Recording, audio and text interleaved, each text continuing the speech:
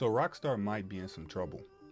Over 200 staff members at Rockstar North have signed a petition demanding that the 31 GTA 6 developers who were fired late last month be reinstated. And with GTA 6 already dealing with delays, this situation raises real questions about where things could be headed next for Rockstar and for us as fans who've been waiting years for this game.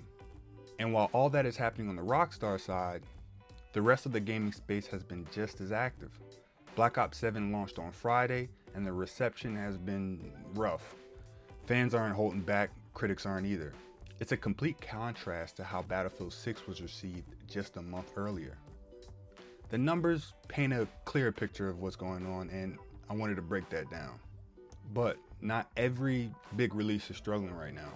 Arc Raiders, which has only been out for a few weeks, has been getting a lot of positive recognition.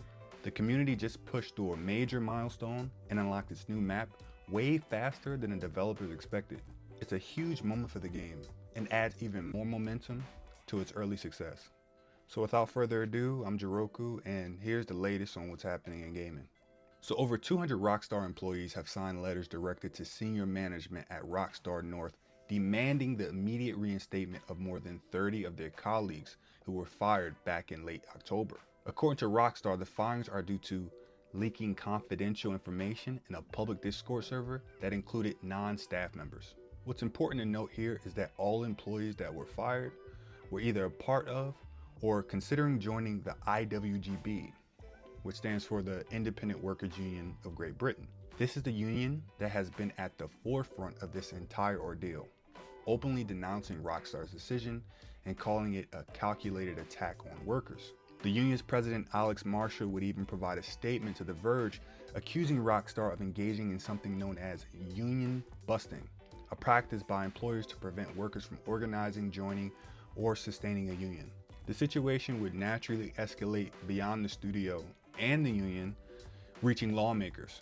Christine Jardine, a member of the UK Parliament, which is basically like a UK's equivalent of the US House of Representatives, brought the issue to members of the House of Commons, publicly raising concerns about the mass dismissals. From there, she pushed the matters further by requesting a meeting with the appropriate government minister to discuss what actions could be taken to support the workers who were let go.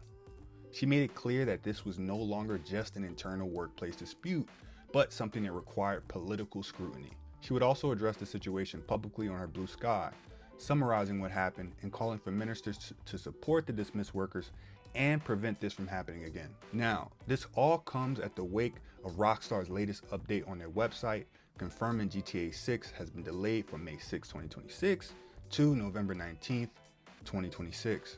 This leads me to believe that there may be more to the situation than meets the eye, especially when you look at the timing of the firings, the union involvement, and the delay surrounding GTA 6. Now, I'm not saying that this guarantees another delay, but it does make me wonder if things could get pushed back again. However, I would rather wait and see how things unfold over the next few weeks and months before saying anything definite. That is why I'm keeping a close eye on what's happening next.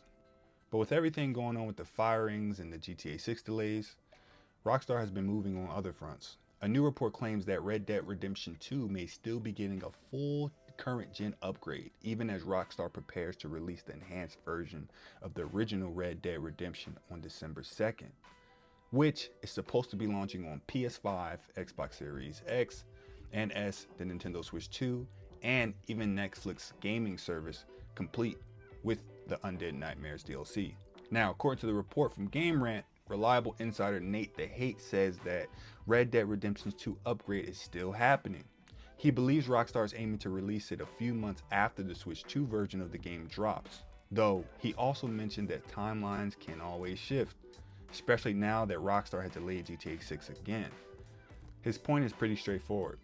Rockstar operates on its own schedule. So for now, while GTA 6 situation raises a lot of questions, Red Dead fans at least have something concrete to look forward to in December, with the possibility of even bigger upgrades in the future.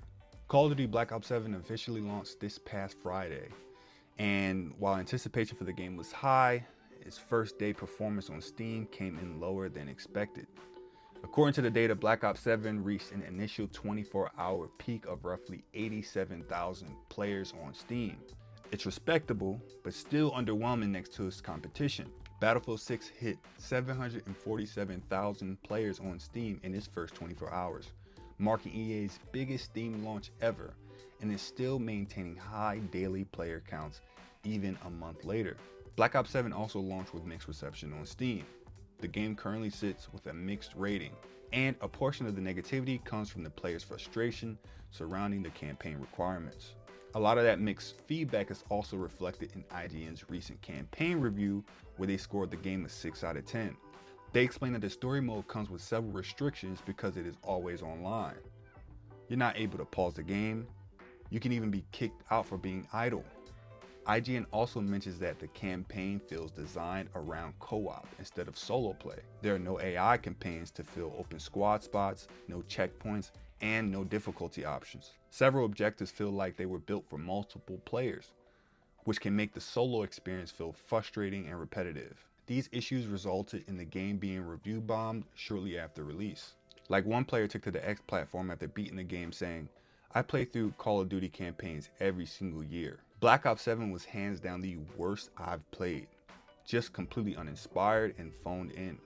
We really need a break from Black Ops." Another player will also take to the X platform saying, "I finished the Black Ops 7 campaign and my god, it was very bad. Such an insult to the Black Ops timeline and has no right to call itself a sequel to Black Ops 2. Looks like Black Ops 7 will be sharing a grave in hell with Vanguard and Modern Warfare 3. Shameless. Story 1 out of 10, multiplayer 3 out of 10, zombies 2 out of 10. And just to be transparent with you guys, I have not picked up Black Ops 7, and based off of the reception it's getting, I don't plan to, at least anytime soon. A lot of my time lately has been going to Arc Raiders, and since launch, that game has been almost impossible for me to put down. It is genuinely an amazing experience. And the numbers really speak for themselves. Arc Raiders hit an all-time peak of 481,966 concurrent players on Steam, and is currently sitting at a player count of around 350,000 players, which is higher than the current player count of both Black Ops 7 and Battlefield 6 combined right now, or at least as of the time of this recording. The game has already passed 4 million copies sold, which is a huge milestone this early on, and its momentum has not slowed down at all. The community has also been extremely active. Players just completed a major global donation event and unlocked the new Stella Mantis map in under 38 hours, and rightfully so. I've been on this game non-stop and I've been having a blast with it. It's just too fun. Every time I hop on, it feels a little smoother, a little better, a little bit more polished. And honestly, the devs deserve a lot of credit, because when problems pop up, they seem to fix them fast. They listen. One of the most recent examples is the update they pushed for duo matchmaking. They tested and enabled a system that prioritizes pairing duos with other duos, which was one of the biggest requests from players. One of the most recent examples is the update they pushed for duo matchmaking. They tested and enabled a system that prioritizes pairing duos with other duos, which was one of the biggest requests from players. On top of that, they also lowered the prices of cosmetics after hearing complaints, and even refunded anyone who bought items at the old pricing. They also clarified how Raider decks work, making sure gameplay items stay free and the paid decks are cosmetic only. The team is clearly listening. Each update they released so far makes Arc Raiders feel smoother, more stable, and more polished, and watching the game grow this quickly has been exciting. I'm really curious to see where the devs take things next, especially with one more December update listed on the roadmap. There's still more on the way, and I'm all here for it. So, if you made it this far, thanks for watching. I'm Jiroku, and I break down the latest news in AAA action games, shooters, open world titles, action RPGs, and the major studios creating them. This is my first video, so if you like the content, don't hesitate to like and subscribe. I'm looking to post this type of content weekly, so stay tuned. Next update should be dropping later this week. But again, I appreciate you guys for watching. Stay safe. Peace.